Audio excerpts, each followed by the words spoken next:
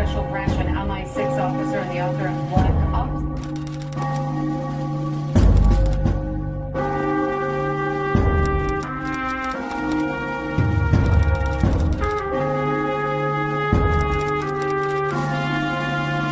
I was undercover for Special Branch in a jihadi organisation.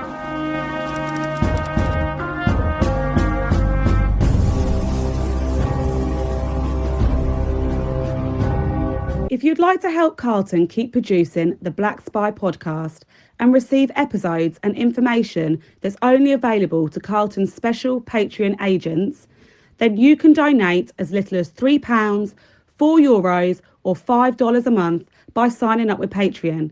See the Black Spy podcast notes or Google Patreon Black Spy podcast and pledge your monthly amount. You can even win the opportunity to be a guest on the show.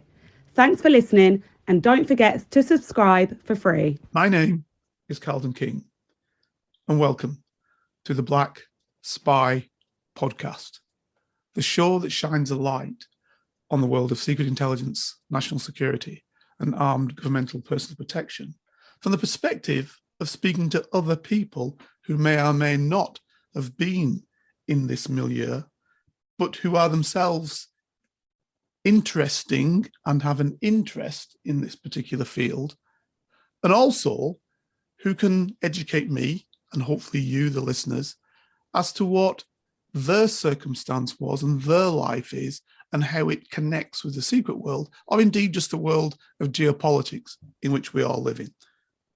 Today, I've gone back to one of my very interesting guests from the past, Lieutenant Colonel Edna W. Cummings, who I believe actually in retirement is kind of a general now as well. So I'll let Edna explain that, what that means to have been a 2-star general in retirement.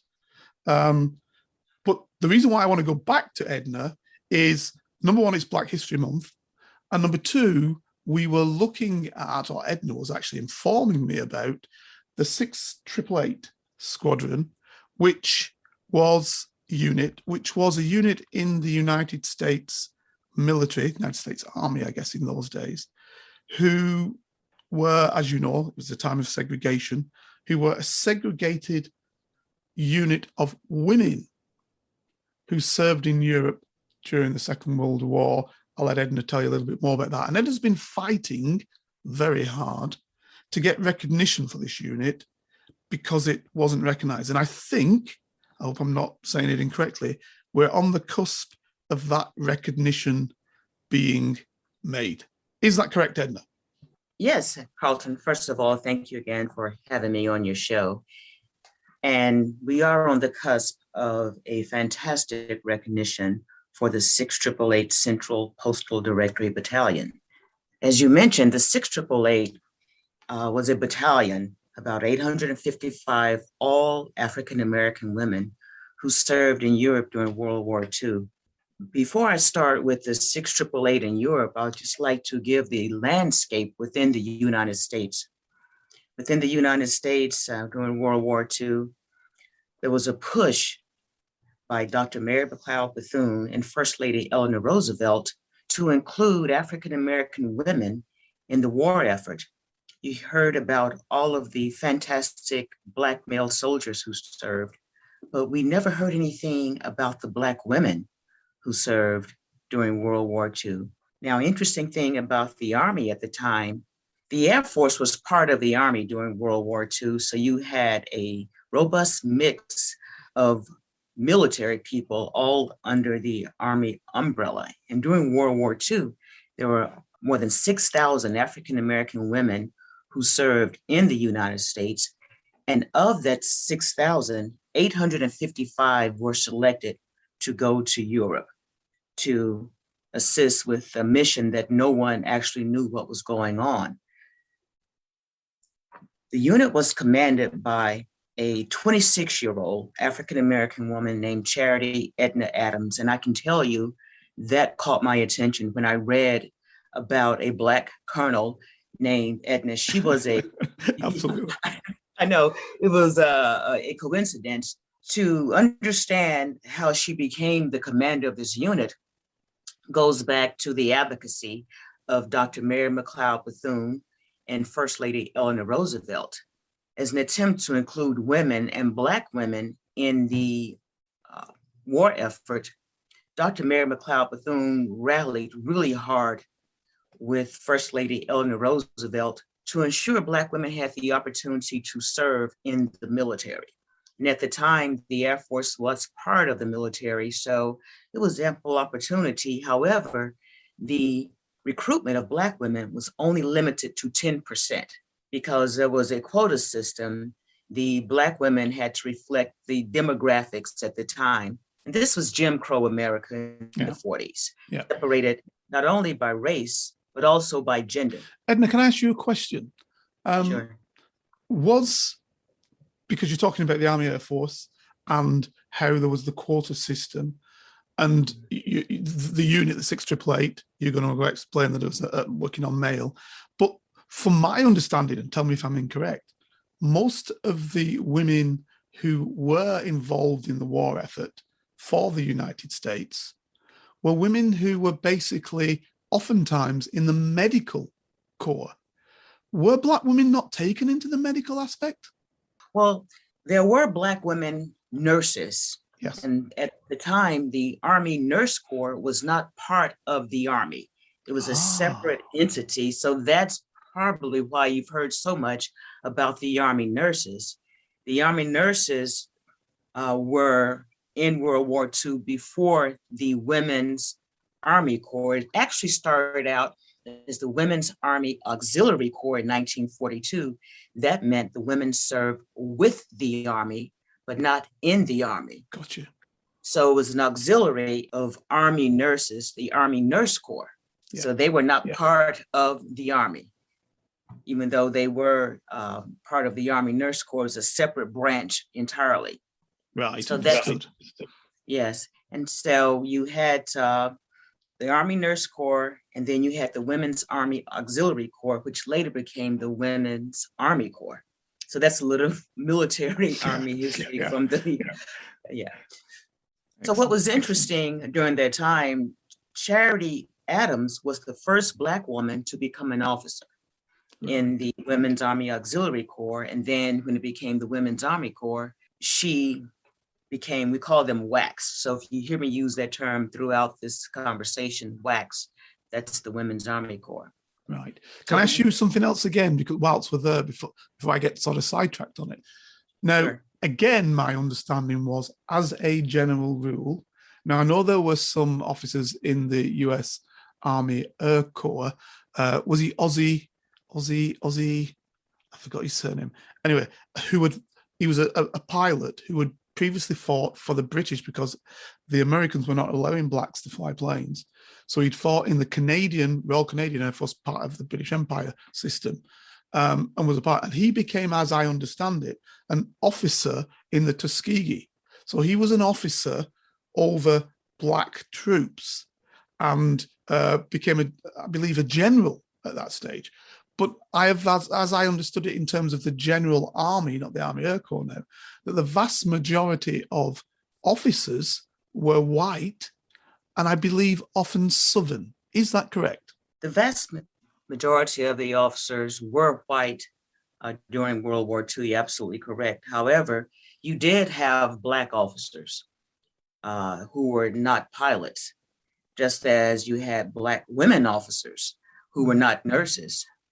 So you did have some Black officers, but because of the demographics of the military, the majority of the officers were white.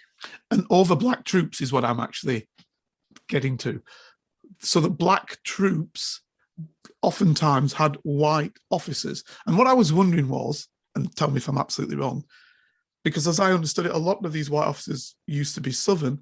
Were they Southern officers over the Black troops because a lot of the troops came from the South, the Black troops, or were they Southern officers over Black troops because that was a kind of way of, I don't know, rubbing Black people's faces into because of the South, or controlling Black soldiers? I don't know. I'm just wondering if there's an element to that. Well, there may be an element because of where the military bases are located. You have a lot of military bases who are located in the South because of the weather. Okay. That's the way it was explained to me, because that's a question that I've heard many years ago. Why are there so many military bases in places like Texas, North Carolina, Georgia? Mhm. It's warmer there, and just think of the training requirement for the military. You want to be in an environment where it's suitable for year-round training.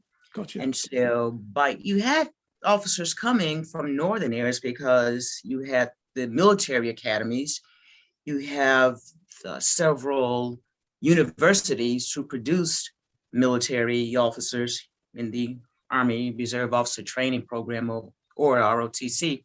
So you did have a demographic mix of officers, but with the military academies, especially West Point and schools like the Citadel, but you also had Norwich University, which is a northeastern college. Mhm. So it was a demographic mix. So I believe the military installations were in the South, and that's probably where the association, a lot of Southern officers. But I think the larger issue was that the military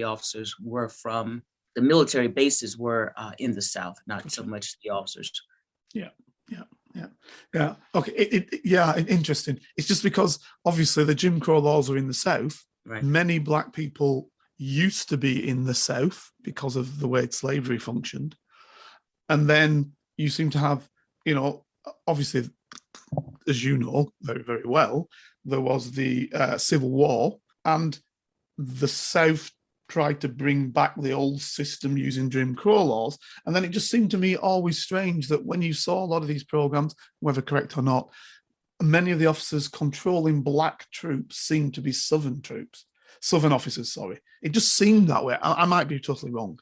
Yeah. And again, it goes back to, I think, the location of the military bases. And I don't know what exactly you've seen, but throughout, I guess, a lot of, the movies or documentaries were probably filmed in a Southern town. Gotcha. So, and with the Jim Crow laws, it fit into that narrative.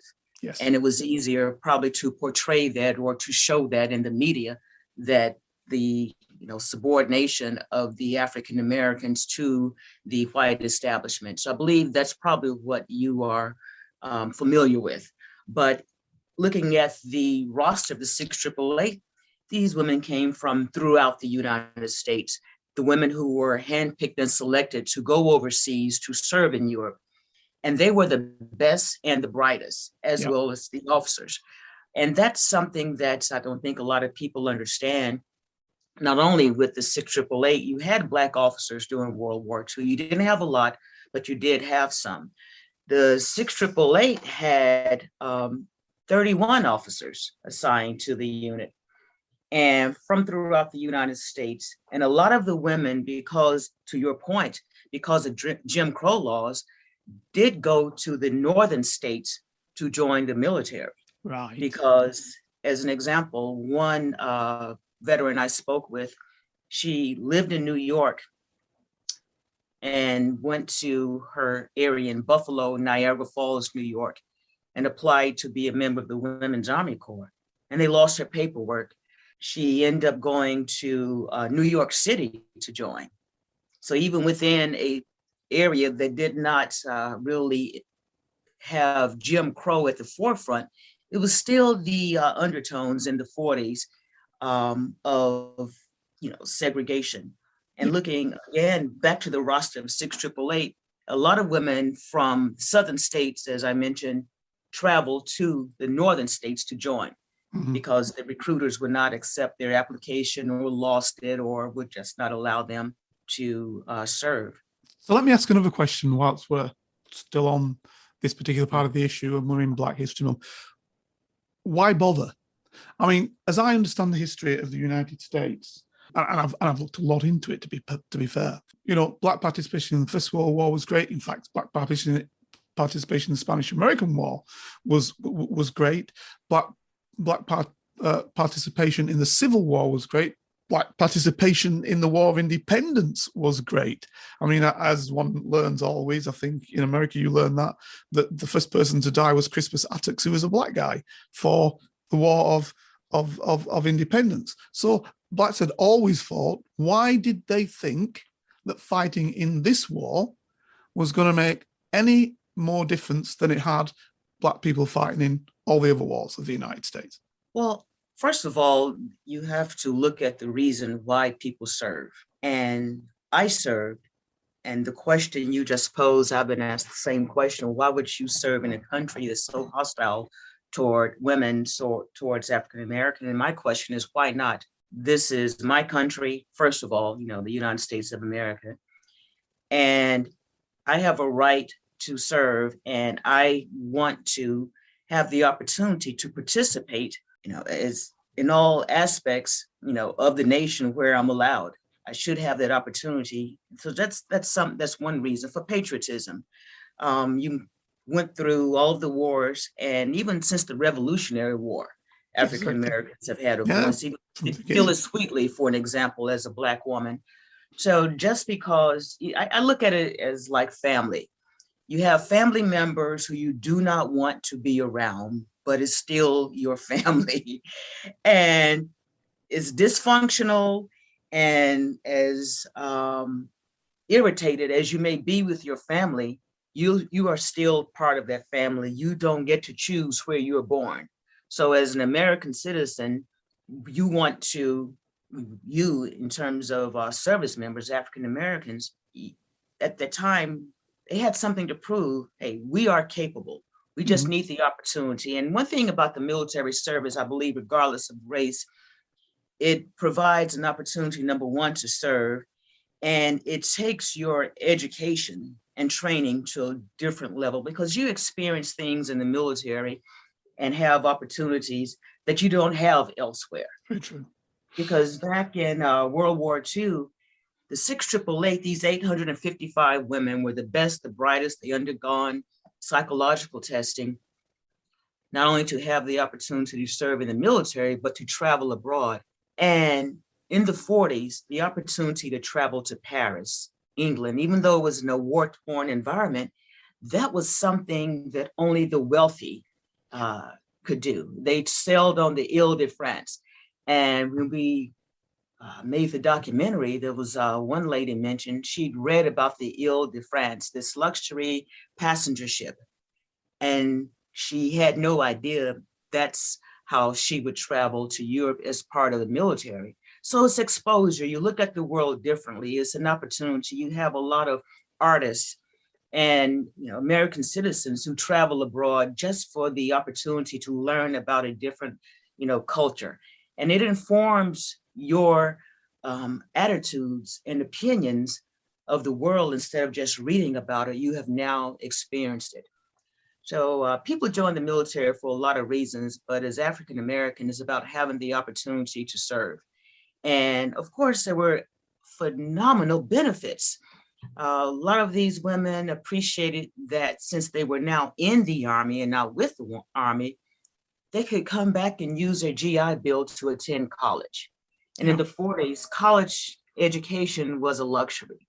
So you had some of the women who served in the 688, served in World War II, and used the GI Bill. One in particular, you had Elizabeth Johnson. She was the first Black woman to attend Winston-Salem State University on the GI Bill. And today's show covered her story because she could not march across the stage when she graduated. She had a job, and her principal would not allow her to attend her graduation. So I heard about the story. 70 years later, she walked across the stage at Winston-Salem State University. Yeah. Right. You had this is exactly the point that I was trying to bring through. I mean, Black people had proved themselves. And by the way, I'm using the word Black people rather than African American a lot. And I'll tell you why. I'll explain this. To my mind, a Black person doesn't necessarily need to orientate themselves to have come from Africa. yes, historically that is the case, but of course that history could be that, and this is too often forgotten, I think. If you go back to Christopher Columbus, and he travels across to the United States, and this is where many people say he's the founder of Europe's understanding of the United States and the founding of what then would subsequently become the Americas and all the rest of it. I always say that the indigenous population knew where they were, but take that away from it. The fact that this guy goes over, people often forget that many of that crew were probably black, as I would perceive that. Because you see, a lot of the people from those sort of regions, from Spain, Portugal, Italy, were mixed race. You know, they had in the Moorish times and before in the Roman times had mixtures with black people, Greece, Rome, Italy, Spain, Crete, all of them, all these areas had been mixed with black people, and especially under Moorish times when Moors controlled Spain, as you know, for 700 years. And there are people from Africa. Now, the fact is that yes, there were lighter Moors and there were darker Moors, so tawny Moor and then the general Moor. But what we need to understand is the word tawny Moor is utilized when one speaks about a light-skinned Moor, a light-skinned African person going into Spain and around those areas. Generally, the word Moor just by itself means black anyway, so they don't use that. So that suggests to me there were more darker-skinned Moors, and I think the history shows that, than there were lighter-skinned Moors. So again, the colour of the skin, and even the darker-skinned Moors, would be classed in the United States as black in your era. So why are we forgetting the fact that we should actually be articulating who is black? And I'll give you another example of that. In your system of the 688, I was aware that there were people who were Hispanic who were in the 688. Now, there was a time period when they'd say, oh, they were white. Well, no, if they're not white, they're just coloured black, they are black.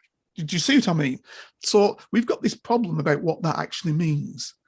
And I think that we've allowed others to dictate what a black person is, rather than blacks dictating themselves what a black person is. Well, yeah, during the 688, actually, to your point, one Hispanic veteran, she was Afro-Latina. She was from Mexico originally. Sure. Lived in Arizona. She was given the opportunity to choose. Right. Whether to join the black regiment or the white regiment. Exactly. So it's not automatic. It depended on the tone or the actual color of the skin. There was another veteran who's still alive. She was from Puerto Rico. Even though she was assigned to the 688, she was assigned to work in a burn unit. In a category, she was Puerto Rican. So it just depended on where, context of the military, where you were, you're talking more colorism. So it wasn't always an absolute, because your skin is a certain tone that you have to be assigned to the blacks. It just depended on where you were at the time. And with the Lydia Thornton was her name, actually, who was the Afro-Latina, she had a choice. She was light-skinned, and she could choose the black regiment or the white regiment. She chose the black regiment. And so there have been other cases. There's, I think the term is passing. You have, if you look at the 688, you had a lot of women who were very fair-skinned and probably had the opportunity to go with the white regiment or the black regiment. They chose the black regiment. And that's a supposition, of course, but I have one example of that I just mentioned. So it wasn't always so absolute. We know that you are mixed race. You are automatically assigned to a black unit. That was not always. Well, that's what your law said. And this is what was interesting, because the Mexican in particular moved 3 times in the American census situation. Over about 30 decades, they changed from black to white to something in the middle. So it moved what a Mexican was 3 times. That's how ludicrous this system is. What I'm saying is sometimes owning our system ourselves, people of color, is actually more important because, and this is why I'm saying it, if not, a lot of the history of people of color is actually taken from people of color. Because then people can say, so I'll be more precise. So example, in the 1970s, there was a Senegalese politician, really, but he was also a academic. He was a doctor. And what he basically went to do was to write the history of Africa. Okay, it's called Mbo was his name. And so he said, because he was in part of UNESCO, the United Nations Scientific Organization, he said, the history of Africa is not the history of Africa, but the history of white people in Africa. That's what's been written up to now. So what I want to do is actually rewrite by taking all of the best people, not gerrymandering anything, all the best people in the world from all, in those days it was East and West, from East and West, and for the history of Africa to be written, and we must start with the history of ancient Egypt. So what he had was people like Professor Obanga, who was from Kenya, and we had Cheikh Diop, Professor Diop from Senegal, and we had various other people from, I forgot the name of this Soviet professor who was there. These are all professors who were specialized in ancient Egypt. And then we had Western ancient Egyptologists. And I'll never forget one fella, Professor Sovereignson, who was a Swedish guy, because the big argument came, who actually created ancient Egypt? And the argument from the Western, generally from the Western Egyptologists, who had the slave trade or colonies, was that all of ancient Egypt was created by white people. Only the 25th dynasty was when black people came in. So that's when they came up from the Meroitic area into the north and defeated the northern part. So the 25th dynasty. So you can forget all your Ramesses and all the others gone. Right. But what he had to say was this, Levinson, this is quite interesting. The heritage of ancient Egyptians was white, even though their skin may have been black, so may have been brown in color or even black. They were white people. So you've got to question how that happens. How can you have white people whose skin is brown or black? Good question, but what you've stated, I think, encapsulates why we have, Black history. Exactly. And with regards to the military, I really thank the Black press for covering the stories of the African Americans who served during World War II, especially the 688, because had it not been for the Black press, I would not have much of the information that I have to show the names of the women, the cities and states where they came from. We had a list of the women by state, but I was able to locate, because of the Afro-American newspaper, a list of the women by city, and that became so helpful. As I combed through the list, I was able to contact congressional staffers and mention, I've located a 688 veteran from your district. Can you please co-sponsor the Congressional Gold Medal? Gotcha. And the Congressional Gold Medal is the nation's highest civilian award. It's an expression of appreciation and gratitude. And there have been less than 200 of these medals awarded. The first was awarded to George Washington back in 1776. And with the 688 receiving the Congressional Gold Medal when it goes to vote, it would be the first female unit serving in a military status to receive this honor. So if you have an opportunity to go to Congressional Gold Medal, just do that in a search, whether you use Google or whatever. If you look up Congressional Gold Medal, you will see the awardees. There was a unit, the Women's Air Service Pilots. It was a volunteer unit of pilots. They received the Congressional Gold Medal, but when they served, they were not considered veterans. They did not receive veteran status until 1977. This is what I wanted to ask you. Why Yes. is it a civilian medal? That's what I wanted to ask. Okay, Why is this because- not a medal that is for the military? Have they got has the 688 got a military medal? Whatever Yes, that might well, be. the 688 did receive some military medals, and they received the European Theater Medal, the World War II Medal, and there's another one that slips my mind. I should know this, but I do apologize for that. But they did receive, campaign medals, meant they were Mhm. in that theater, Mhm. but they did not receive any type of military recognition formally until in 2019. They received the Meritorious Unit Commendation for their performance in Europe from February 1945 until March 46 as a unit. That's the only Right. unit award the 688 received. Now, the Congressional Gold Medal, it's a civilian medal because it's a medal that's awarded to anyone in the United States whose contributions to the nation have made an impact on society as a whole. Mhm. Rosa Parks, Dr. Martin Luther King, Mhm. the Tuskegee Airmen, Montfort Point Marines. So you have military and non-military people who have received this medal. That's why it's so it's rare Yes. for someone to Yes. receive a Congressional Gold Medal. So it's just not a military medal. Gotcha. The military has their own standards for awarding medals, which is different from the civilians. And keep in mind, in the United States, this is a democracy. We have a president. We do not have a military leader.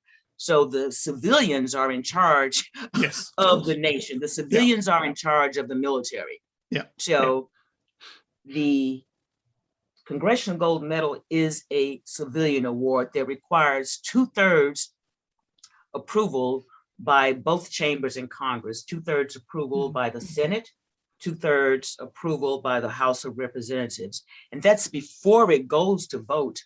The Senate has 100 members.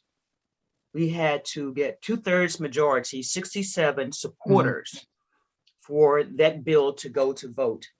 And it did go to vote, led by Senator Jerry Moran, who is a white male Republican from Kansas. And that's the importance of Kansas in this narrative. Mhm. Kansas was a home of the 10th Cavalry Buffalo Soldiers. Buffalo Soldiers, yes. Exactly. And so Senator Moran has been supportive of the Buffalo Soldiers, 688, before anyone else since 2018. He attended the monument dedication ceremony. So when I was looking for the Senate co-sponsor, he was the best choice. And I've been questioned about that. How is it a white male Republican is so interested in the 688?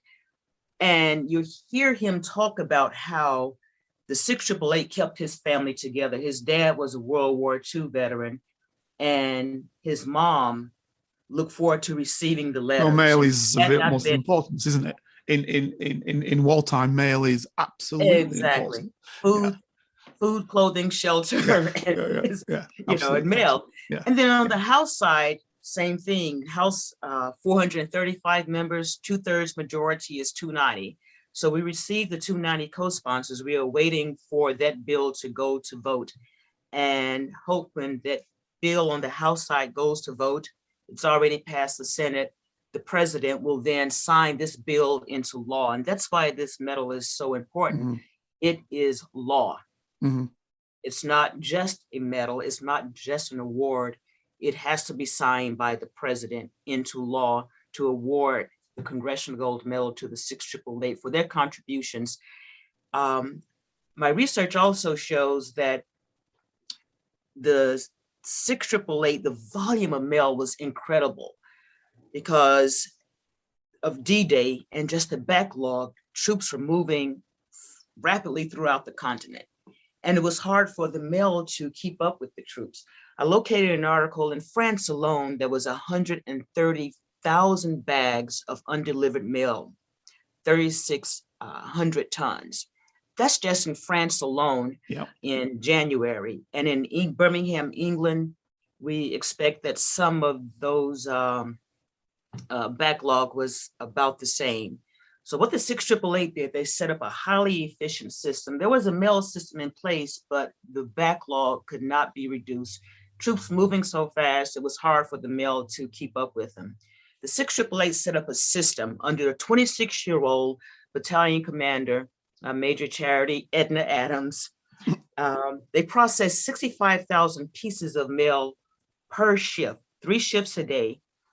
So that's 195,000 pieces of mail and packages for a 90-day period. Now, of course, the workload fluctuated, but the peak times were about 65,000 pieces of mail per shift, 195,000 per day for about 90 days.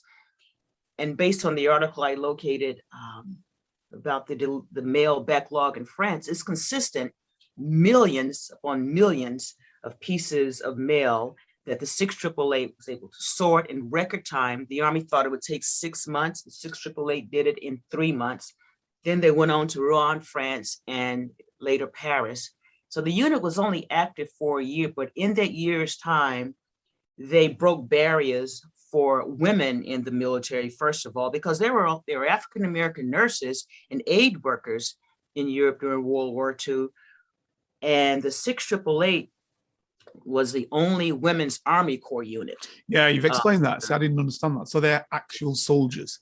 Yes, they were actual soldiers. And when they came back to the United States, they had actual GI Bill benefits and used those benefits to go to college. And there were a lot of women in the United States who did the same thing. They got PhDs and master's degrees and became outstanding members of the community. One veteran from North Carolina, Millie Dunn Vesey, actually was the first female president of the Wake County NAACP. Wake County is in Raleigh, North Carolina. And she hosted Dr. King when he came through in the 60s.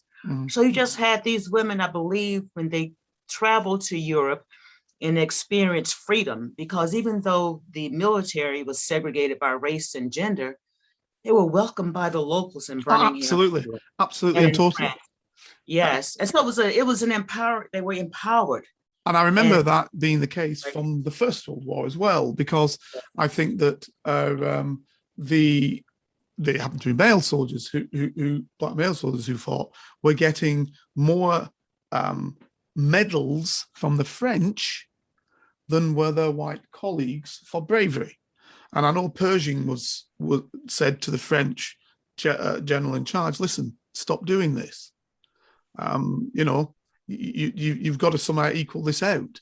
And the French general at the time said, well, I'm just giving it to the folk who's shown their courage. So that wideness, and then a lot of soldiers stayed on, didn't they, after? A lot stayed on, especially if you had musicians and people like that who could make their living, stayed and performed jazz and whatever else in Paris and actually beyond into Germany, in the Weimar Republic times. So this opening, this the great people like Miles Davis subsequently later on, actually, even in the 60s, was expressing this greatness of actually being abroad and seeing something different and understanding how life didn't have to be as it was perceived in the US. Now, don't get me wrong, obviously the US had something because for example, in Britain, where you had very few blacks who were senior officers in any way, shape or means. Believe me, it just generally didn't happen. I mean, it's a great quote from General Powell, whose parents, as you know, were Jamaican. And he said, had my parents turned left instead of turning right and gone to Britain instead of going to the United States, I would never have been chairman of the Joint Chief of Staff. I'd be lucky to have been a sergeant major, so, and unfortunately, I couldn't argue that he's not wrong, So the US did have something. It's this juxtaposition with the United States for people from the outside. One looked at it and said, oh, look what black folk, this is for black people from the outside, are achieving there. But then there was this other side to that coin, particularly in the South, but also in the North, where blacks' possibilities were always being limited. So it's a two-way thing. It's this, I myself worked for the United States and saw possibilities. Don't get me wrong.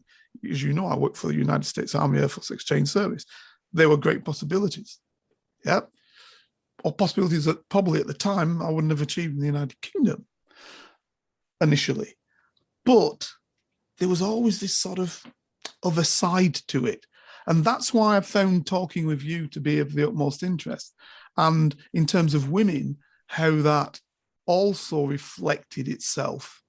I think of the women like Angela Davis and people like that who, spoke for women and spoke for blacks, and how the limitations were there. But of course, they were educated to a level that went beyond the limitations, if you see what I mean. It's a strange one. I think in Black History Month, we have to be able to, US Black History Month, be able to actually show that juxtaposition, I think is correct.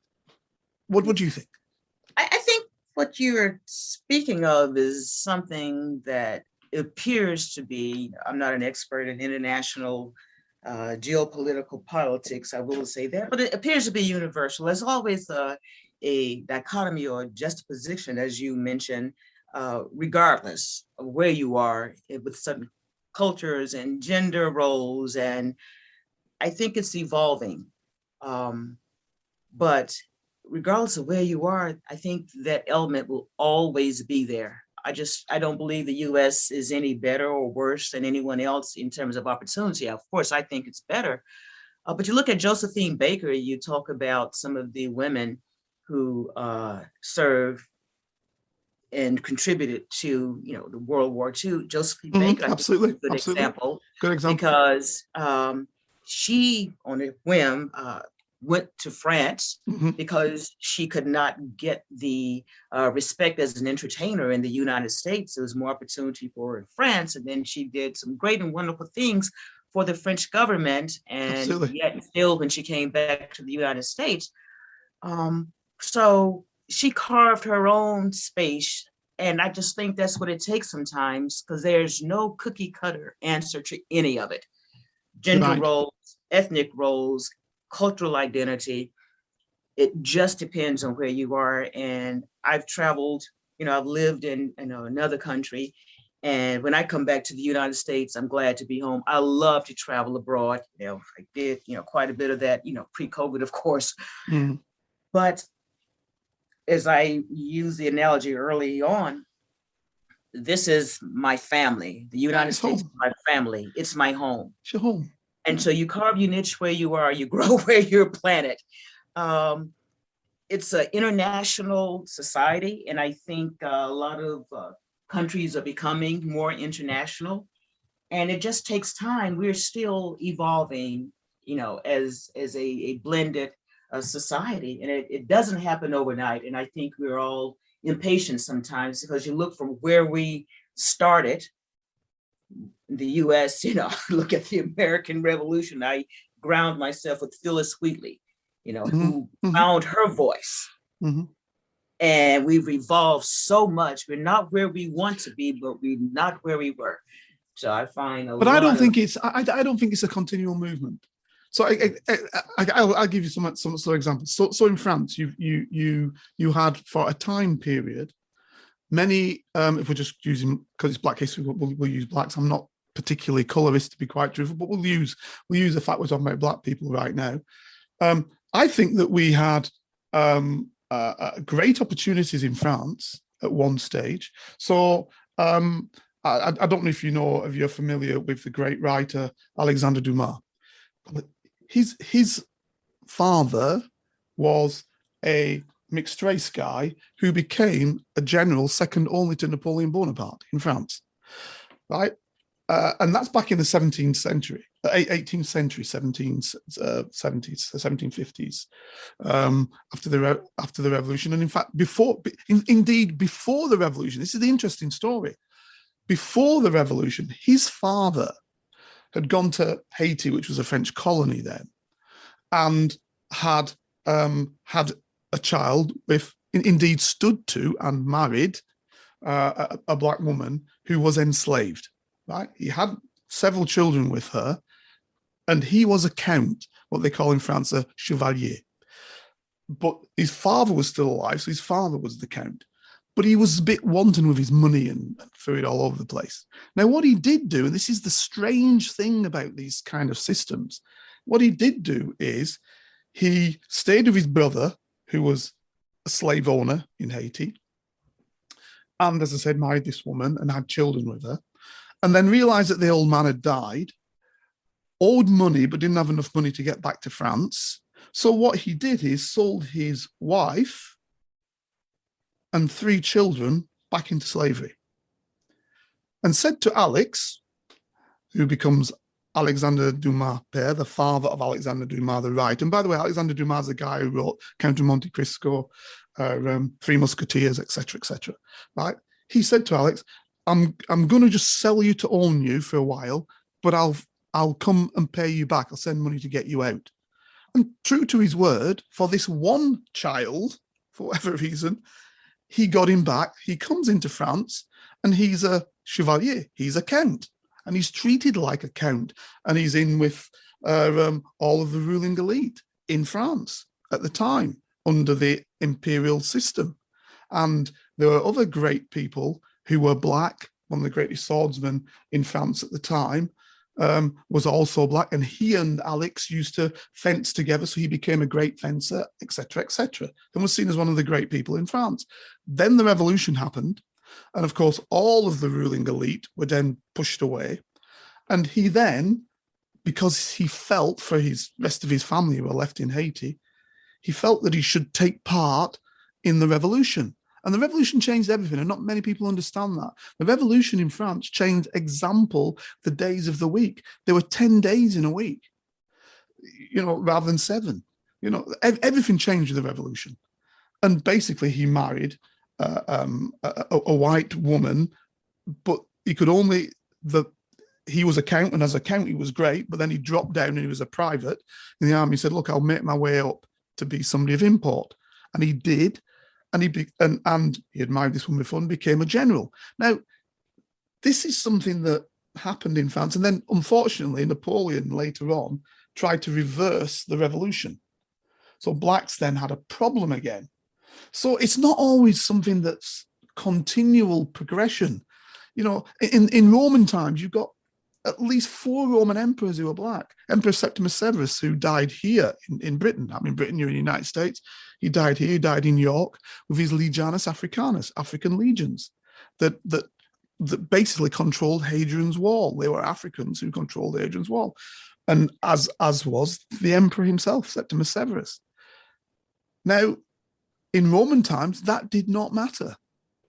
So it's not always a progression. I think this idea of color is something that's moved around at different times. I mean, you can look in example in Russia.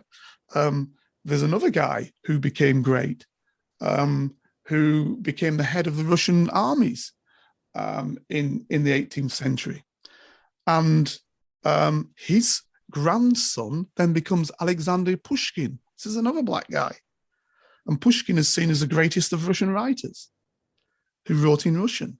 So this color factor, this, when we learn our black history, we should be understanding how it all functions, not just a continual progression or blacks were slaves and then a progression. No, that's nonsense. Blacks were doing a whole load of things at a whole load of different times, as I said, from ruling to being enslaved, as were other people. They say that one of the reasons why North Africa became so light in many ways is because of the amount of slaves that were taken from the West by North African pirates who came down as far as the Lizard down in Cornwall here, and just used to raid women and some men and take them back to North Africa. So, and in fact, the word slave comes from Slav, from the Slavics, because they were enslaved. So again, we've got this picture that only shows a part of our history and not all of it. And I think this is why I look at the United States. In a time in the 1960s, I looked up to the US and I saw people who were army officers, who were officers in the Air Force, who were officers in the Navy. In the movies, you had people who were great people. like Sir Sidney Poitier, who died recently. You look to this guy and you saw, what a guy. These are the people we were looking up to the United States. Even though there was this problem, you still looked to what was happening in the US for the people who had made it. Obviously, King, Malcolm X, all these people, Muhammad Ali, great people, who were loved in this country, even though sometimes others were not loved, who lived here. So I don't think it's simple. I think there's a movement of people. I think people have different ideas, different understandings. And I think that time is not always the thing that changes it. Sometimes it changes it for the worse, sometimes it changes it for the better. And this is why I'm so keen to have the 6888 story put forward, because in a time when it was worse, to see these people who were, as you mentioned, women officers, this is incredible. Right. And to your point, I think it's more than evolution. I think what's evolving is uncovering these histories. Yeah. Because why did it take 7 decades for the 6888 story to be at the forefront? Yes. And there are so many other stories because we are evolving in our quest for knowledge. Yes. And I believe the celebrations that we have in the United States for this special emphasis, we call them the special emphasis on the federal level, Black History Month, Hispanic Heritage Month, and Women's History Month, because the history has always been there. Yes. You've mentioned some of that history, but no one ever talked about it. No one ever shared that information. So that is the part that is evolving, not only opportunity, but uncovering the history. And I am honored, more than grateful, to be able to be part of shaping this narrative for the 6888. I didn't do it alone. Blacks, whites, people on the left of the political spectrum, people on the right, it did not matter. We all came together for this common cause. Yep. And you mentioned also that of my service in the community. I'm a special government employee that's equivalent to a 2-star general. It's the Army Reserve Ambassador Program. I have the opportunity to nominate students for Army ROTC scholarships to serve in the reserve components. So there are opportunities out there. I did not know about the program, but I am learning and discovering and uncovering ways to contribute. And that's what it takes. And that's the value, first of all, of an education. And it doesn't have to be traditional education. It's the quest for knowledge and not accepting the status quo, as you mentioned, all of these stories about people of color, not necessarily African Americans on a global level, people of color who have contributed to society in ways that have not been acknowledged. Yes. And appreciate what you're doing on sharing these stories. So for more information about the 6888, you can go online and search it. There's just been so many articles lately highlighting some of these women. Family members did not know the story because so many times within the military, a lot of veterans do not talk about their service. And the 6888, these women did not talk about their service a lot. So these families are learning more, as we mentioned earlier, by uncovering the history because of the tools available to us, social media, the internet, and just the lines are not so drawn where we cannot find out this information. Can I ask, Edna, why you wouldn't talk about the 6888 if you were one of these women veterans? I can understand if you say, like your father example, who was carrying out missions that were sensitive. But if you were in the 6888 that basically was, regardless of what you want to say about war, what perspective you think on war, that was doing good in terms of making it easier for individuals who were going to deprivations of war or whatever else, getting information, family getting information to know what their loved ones were doing. Why wouldn't you talk about that aspect of your life? I don't understand that bit. Yeah, we didn't understand that either. And we did ask that question to some of the veterans who were still alive. So for a lot of reasons, first of all, in the 40s, if you did something like if a woman joined the military, that's not ladylike. That is not something that women do. So there is regardless of your skin color, a woman, wearing pants and working alongside men instead of having children, and being a housewife. How dare you do something outside of, so there's a gender discrimination within the community, period. So a lot of women didn't share, a lot of white women I read didn't share that they had been in the military. So that's one reason. Another reason, and there's a stigma. If you joined the military as a woman, obviously you were looking for a husband or making yourself available for men. Okay. So you didn't want that stigma associated with you. And then some of the women we talked about says, well, it wasn't a big deal. We just did our jobs. But peeling back that onion, it was a classified mission in the beginning. Ah, right. Why was it classified? Well, just think about it. Troop movement. Let's just kind of dissect this from a military perspective. All right. First of all, when the 6888 was formed, they were not called the 6888. The women did not know where they were going. The commander of the unit did not know where she was going. She was under strict orders not to open her envelope until she got on the plane. Right. So it was a classified mission in that regard. And then when they went to Fort Oglethorpe, Georgia for overseas training, they knew they were going overseas. The military, the army did not want to tip off the Germans where they were going, because you tip off the Germans, they could do horrible things to you. As on the Ile-de-France was actually chased by a German U-boat. Yeah, once it crossed the Atlantic. So you just think of the nature of the mission. Then when they got to Birmingham, England, they had to work in blackout conditions to avoid detection by the German. So if you're in a wartime mentality and you're told, don't talk about where you're going, don't talk about what you're doing, you develop an attitude, this is not something that I should talk about. Yeah. On a personal level, even my father now, he's a Vietnam era veteran. He's told my mom on certain times when she wanted to share information, he still doesn't want her to talk about what he did. His first tour, he was part of the advisory group. And that was a classified mission. We knew we had troops over there, but they couldn't reveal their location, what they were doing.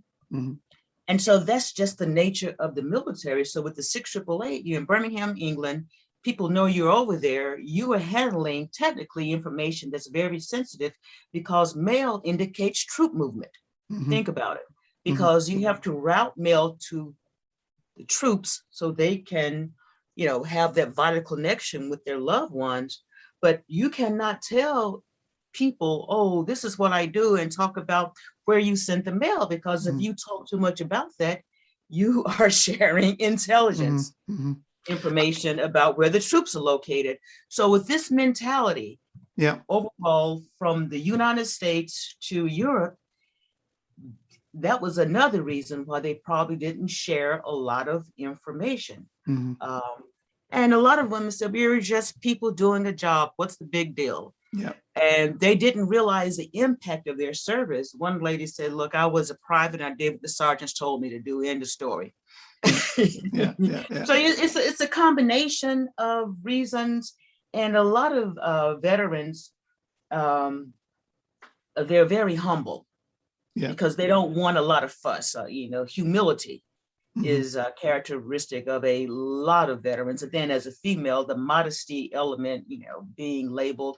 Even when I was in uniform, I was on the subway one day and a lady approached me and just was very, she harassed me actually. She says, well, why are you leaving your babies to go to war? How dare you?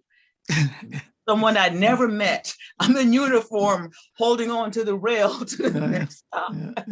And she just was so angry at me.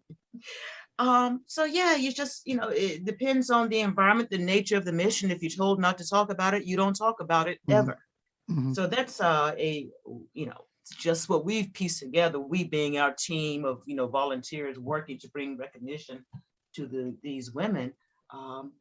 And the families were so surprised. And now the dots kind of connect. Yeah, that makes sense. I tell you why I'm saying that, because I did see a program quite recently. I think it was on our TV, and it was about a woman received some mail about 3 months ago that had been sent in the Second World War, and she just received it. And it was for her husband, or was it her brother? One of the two, either a husband or a brother, and she just received it. And apparently it had been routed all over the place and finally found its way to this woman. And she said, even then it was interesting. We always wanted mail from him, blah, blah, blah, blah, blah. He lived his way through, so he made his way back. But she'd never seen, it was her husband, that's right. But she'd never seen this one letter that he had sent. And she said, this was incredible that she had that. So it's reverberating even now, that mail that clearly was lost. I don't know even how it got back through your postal service to her. I don't know, but if you look it up, it must be obviously on the internet available to explain it. But so I found that fascinating. And he's dead now. Obviously, the husband had died since. But she said it was great to have this new letter from him. So that's how these things can happen, even 70 years on. Yeah, absolutely. So that just shows the importance of mail. Just think now, if you missed a text from someone you loved or you hadn't heard from them, how that makes you feel. And you go back, decades in a wartime environment, you don't know whether or not your loved one is still alive, and you haven't heard from them in years. Yeah. What that can do to your whole psyche and just attitude about the war. So it's a vital communication that was such a problem, was escalated to the highest levels. We have to solve this problem. And I just think it's phenomenal. You have a group of 855 African-American women with no training in postal operations to just have on-the-job training, just figure it out, and a way to be efficient and to do something that no one else could do to improve the morale of over 7 million Americans in the European theater of war. Americans including aid workers, the military, diplomats, and just a host of people, but primarily the soldiers moving throughout the continent to secure the Allied victory that happened in September 45. So it's just a phenomenal story that people have embraced. And we hear so many times, we had no idea, we didn't know. We didn't know there were more than 6,000 Black women on active duty during World War II. We didn't know that there were 855 who served in Europe, because it was so interesting. You never see any Black women in the media from World War II in uniform. I went over some of the popular World War II movies, and of course they're all battle movies, and you would see the troops or the soldiers in a wartime environment. But the secondary stories in the cities, in Europe in World War II, you never saw anything about Black women. And I thought that well, that's why I asked you, because you often do in the movies see nurses, but I've never seen a representation of Black nurse in the United States military. Again, I've never seen that on the movies. You see that. I mean, you all need to watch a movie, top of my head, Pearl Harbor, right? And the Pearl Harbor movie is about a nurse with a pilot, right? And then they go to the nurses and all the nurses are white. So you assume maybe there weren't any. Exactly. And that's the problem with history not being told. That's why I think it's very important for this history to be told, for people to understand it, for people to work with it in terms of understanding that we all made this world function. I think it is different I think, to be truthful, the biggest element of difference, I think, is class more than anything else. So, if we just look at something dead simple, like, I don't know, suffragettes off the top of my head, right? Look at the suffragette movement in America and in the United Kingdom. The people fighting for that movement, particularly in the UK, and I can say this for sure, 100%, Emmeline Pankhurst basically wanted for women to have the vote on the same conditions that men did. So let me explain that to you, that in the First World War, something like, I think the figure, not to overplay it, is around about 70%, 75% of the men fighting in that war for Britain had no right to vote. People don't understand that because you had to be property owning classes, right? So when you're then wanting for women to have the vote at the same level as men, that excludes the vast majority of men. It was only that when the men came back from the First World War and then began to demand something, and the fear of revolution, like what had happened in Russia was the case, that they gave the men the vote and then began to give women the vote based on the fact of that. So history sometimes gives you an idea, but it doesn't give you the reality until we have it fully explained to us what that reality is. Now, I'm not calling Pankhurst down. She was of her time. And she basically thought, yeah, we, like our ruling class men, should be able to vote because we know what we're voting for. The working man doesn't know what he's voting for. So why are we giving him a vote? As the working woman wouldn't know what she's voting for. That's the mentality. That's nothing to do with race now. This is just class fully. You see what I mean? That's how history is. We only get parts of it told often. But the beauty of World War II, historians and just especially after doing the documentary and the research, World War II kind of jump-started African Americans into the middle class. Yes. You had thousands and thousands who came back with the GI Bill, improved educational levels, and Truman's order to integrate the armed forces came shortly thereafter in 1948. And although it took a while to still implement, there's no such thing as a perfect system, period. However, it was the start point. The women have proven themselves. So the Women's Service Integration Act also in 48 that allow women to be full members of the military because that service during World War II was temporary. So it was extended. And so now you hear all of these opportunities opening up for African Americans post-World War II.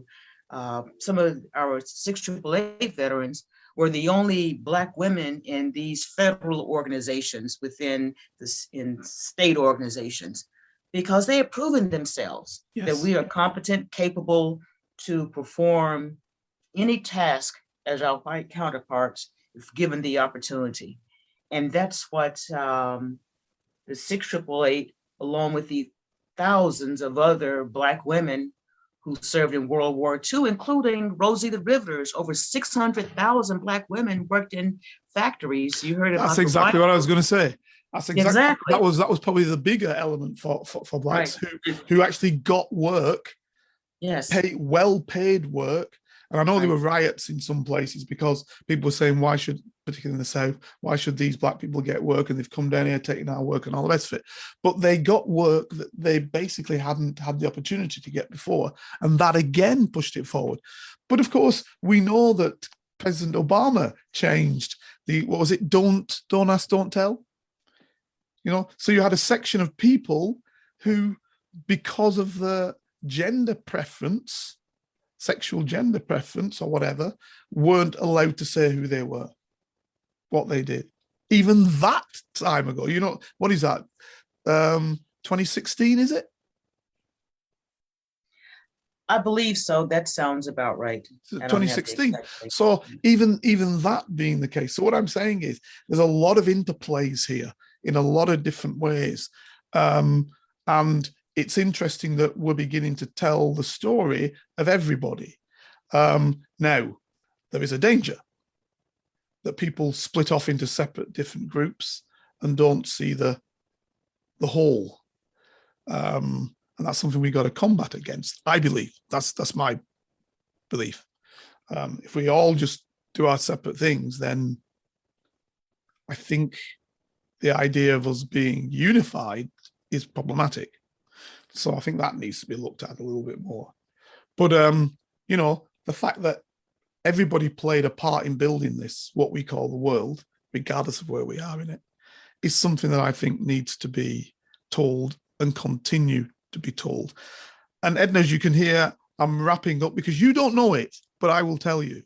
You've gone over an hour and 15 minutes already. Oh, wow. So I know you don't know it. It just hits upon you. Oh, my God. Are you going to split it up? Yeah. I don't have the clock here. I wouldn't know myself, so this is brilliant. But and this is how beautiful this whole thing is. So I think what we've looked at here is we've looked at because it is Black History Month in the United States, not here in Britain, but in the United States, I think it was right for us to once again look at this issue and to dissect the issue. But I think in the end, the way I see it anyway, we've come and we've looked at the greater whole, that everybody has played a part, and that's what needs to be known. It's not exclusive or inclusive to only one set of people. Everybody is part of this system, and we shouldn't gerrymander it like Professor Severinson saying, oh, they were white, but the skins were brown, if not black. No. Give the people what they've earned. That's what I wanted to say today. Well, I appreciate you saying that. And thank you again for the opportunity to share this part of history. And that's why I, along with so many other volunteers, believe that this is the right thing to do to secure this legacy. Absolutely. And very quickly, when do you expect it to come through? Soon. We have you can't give a better one than that. We're waiting for the vote. So there's so much going on now. The vote has to be scheduled, and that's what we are waiting for. Super duper. Edna, thank you very much. Once again, ladies and gentlemen, you've been listening to Colonel Cummings. Am I right in saying title 2-star general? Well, slash retired colonel. Can I say that? Well, no, that's just the protocol equivalent. Okay, I don't use the title. No. I like to promote you. What's wrong with that? I noticed. Brilliant. Listen, thank you very much. And ladies and gentlemen, we'll see you again next week. All right. Bye-bye. If you'd like to help Carlton keep producing the Black Spy podcast and receive episodes and information that's only available to Carlton's special Patreon agents, then you can donate as little as £3, €4, or $5 a month by signing up with Patreon. See the Black Spy podcast notes or Google Patreon Black Spy podcast and pledge your monthly amount. You can even win the opportunity to be a guest on the show. Thanks for listening, and don't forget to subscribe for free. Here is a working class spy telling his stories, the secrets, the lives of spies. Feel free to message Carlton King on all socials and give this show 5 stars on Apple iTunes and subscribe so you never miss a single episode. For your ears only. I was a member of Her Majesty's Secret Intelligence Service.